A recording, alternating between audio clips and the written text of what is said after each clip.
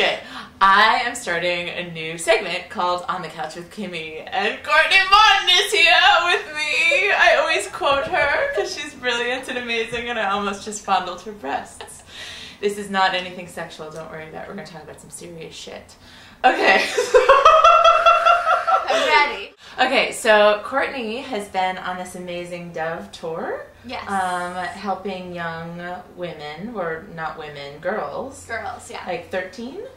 The curriculum is targeted at middle school age, so kind of 12 to 15 range. Okay, so 12 to 15 range, and I counsel 8th grade girls and love it, and she's been talking to them about self-esteem, so I wanted to ask her a few questions. Awesome. So, I don't know, she may look at you, she may not, you know, it's like about her comfort zone, and I'm going to be like respectful of her comfort zone.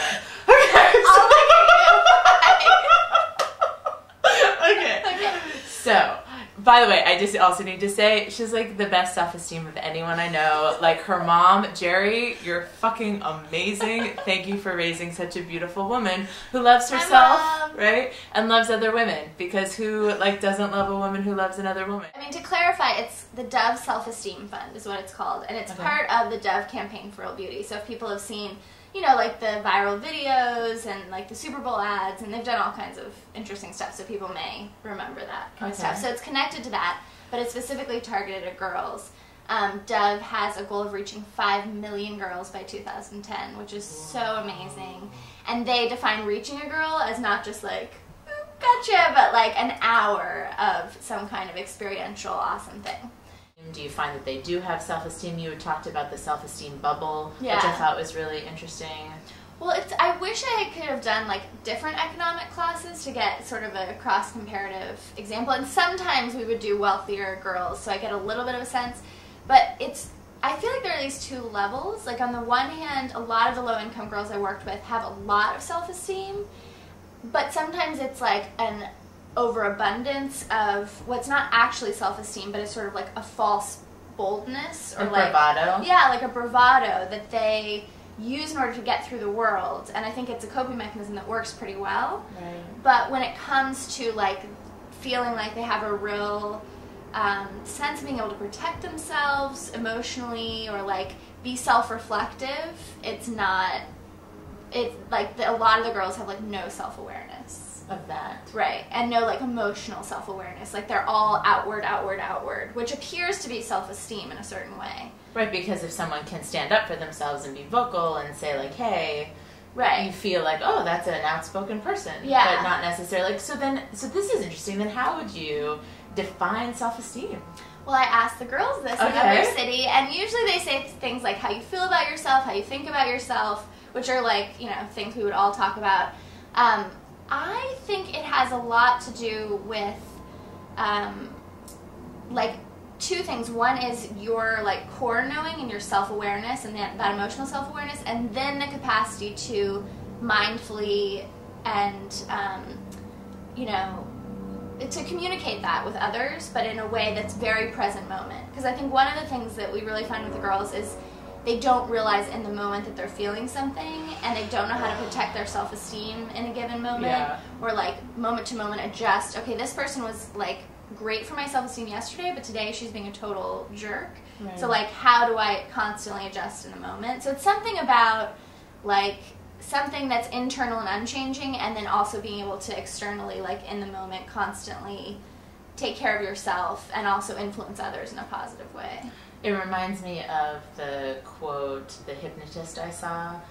He said something like I've mentioned this before, but taking responsibility for one's feelings means responding honestly in the moment. Right. That people are constantly like assuming that they might feel something, or they're preemptive, or they're defensive, or they'll stay away from something or gravitate towards something that they think might make them feel good, as opposed to having the core sense of self that says, in this moment this feels good. Yeah. In this moment this feels bad. How do I navigate? Right. So that's kind of what I hear you saying, yeah? Exactly. Like being able to navigate that. And I know like full on adults, like 50, 60, like 80, who like don't know how to take care of themselves or what they're feeling. Yeah. Like I was talking to a friend last night and saying that another friend of mine was like, you know, really like doesn't know where she's at if she's not high. Wow. Like getting high, like on the pot is, you know, the pot. I'm like pot. a grandma from New Jersey, well, but like that's how she like knows actually what's going on with her. It's actually interesting because the self-esteem, Dove Self-Esteem Fund did this tour because they did a survey of girls about self-esteem, and it's like nationwide, 3,000 girls, whatever, and they found that 7 out of 10 girls didn't feel like they measured up in some way. Aww. Like they didn't feel good enough with sports or smart enough or whatever. I know, so sad. But the interesting thing was that about half of the girls who don't feel like they measure up engage in negative behaviors like drinking, smoking, bullying, disordered eating, like all this other stuff. So it is so clearly connected that if you don't have this like core, then you go to other coping mechanisms. Right. And do you think ultimately, like when I think about you as having someone who has such amazing self-esteem, that your core is supported by your family? Like how do you develop core? Like I guess, you know, teachers, these kinds of workshops. Yeah, family, I've mother. had like amazing parenting, both from my mother and my father. Yeah, I'm amazing. sorry, Ron. You're awesome too. Sorry, I feel really bad. I'm like, just give me a shout out to Jay. No, Sorry. Jerry did a lot. Okay. Like even my brother was really amazing in reinforcing her. Chris, you're I think everyone in Courtney's like, Nick, you're amazing. Sorry. So funny. No, but I've had really awesome mentors and friends, and we try to get the girls to think about kind of what's inside their self-esteem bubble, as we put it, and what's outside. So like really thinking about what makes you feel good and what doesn't make you feel good. And I think that's another thing from a very early age. I have very strong feelings. Like I'm a very emotional person, so it's like I knew I would have like a terrible stomach ache if I was hanging out with someone who made me feel bad about myself. Aww. So I think people who don't have that kind of like emotional intensity, it might be because they don't know like what's going on. Yeah. Especially because most people are so cut off from their bodies and their hearts, Right. and they're all here. Like this doesn't always tell you the truth. Right. I mean, neither does this. I mean, you have to really sift through to figure out what's going on. Right. I find that. And this, you know what I'm pointing at, definitely doesn't tell you the truth all the time. I just thought I'd bring the You guys, back. I think that she's referring to her pussy. Just for any of you who weren't sure what this meant. It took me like a couple seconds. I'm like, what's this? Like, meaning our interaction on the couch with Kimmi. No, she's talking about her. It's so funny. My girls, they call it vajayjay. I like that, actually. It's really cute. I like that better than pussy. You do? Like, could you imagine us saying that in like sexy talk though? What, vajayjay? Yeah! I just wouldn't really say it regardless. But I like it. This is taking a very dirty turn. Yeah, We're gonna write it back. Girls, self-esteem. Wait, but Kimmi, I wanted to ask you about your self-esteem. Tell me. Okay, please, reverse it. Like, do you feel like you had a strong self-esteem growing up? When I was a really little girl, I had so much self-esteem. Like I questioned strangers, and I went up to anyone, and I had like hands on hips, and I was always like busy and like really like a force. Yeah. And then I got my period and got like emotional and hormonal, and then my dad would say things to me like, "You're being so female." You know, as if that were bad, being emotional were like a bad thing.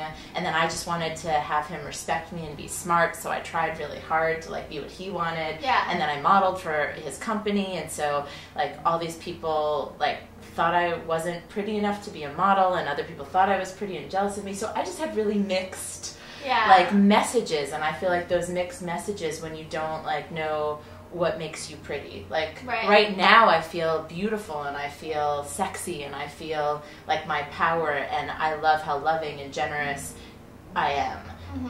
But I didn't know the qualities to value.